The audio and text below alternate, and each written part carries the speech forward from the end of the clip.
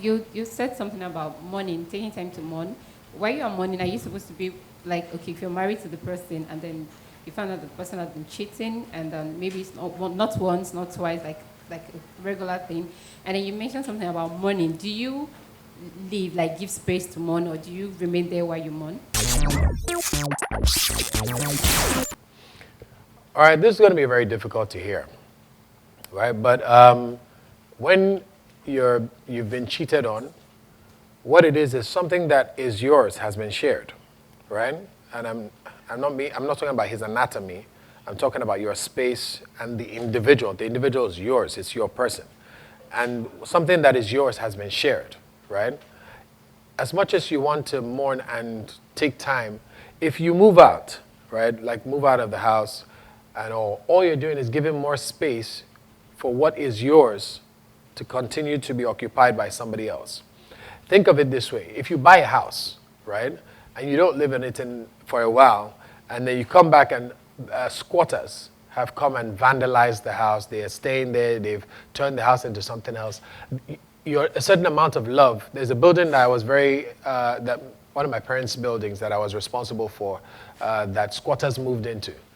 When I got to the house and I saw the state of the house, I hated the house. A house I loved, I hated the house because they had turned it into all sorts of rubbish. They had beds and mosquito nets hanging from everywhere.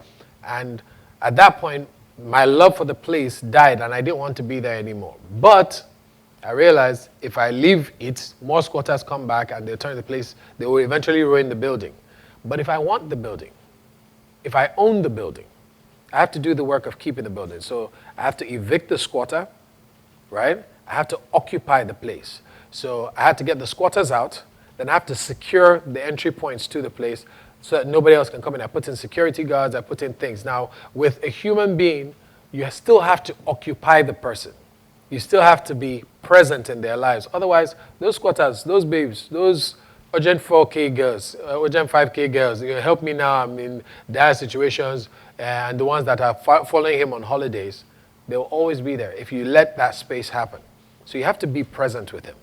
You have to be present. You have to put up with seeing that individual's face all the time. Within that space, you may need time to yourself, right? Days when you go to the movies by yourself just to be away from seeing them, or go to a restaurant by yourself just to be away from seeing them. But don't move out. I wouldn't encourage it. Don't block them. Don't do that thing of, okay, look, I'm leaving. If you want to leave, leave. But know that as you're going, that space is available. 7 more demons are coming, right? And also one of the things to realize is the person cheating, there are different types of cheating. There are people who cheat for need, for something. They're looking for something they want to. And there are people who just don't see anything wrong with it. They're just cheating. Right? They're just cheats. It's just, even as you're complaining, they're like, what, am I not feeding you? I beg you. You know, they're men like that. They're demons like that, right? You've got to figure out which one you've got. May you not have any of those. May you not have any of those, but you've got to figure out which one you have to know how to address it. But either way, you don't leave them, right? Either way, you don't abandon the project unless you want to. If you want to, then you go. But if you're still interested in that person at all, in keeping them, you occupy. You block out the entry points for these beasts that come to take your property, you know, and then you do what you can eventually over time when you can muster the relationship, talking through the process with the person.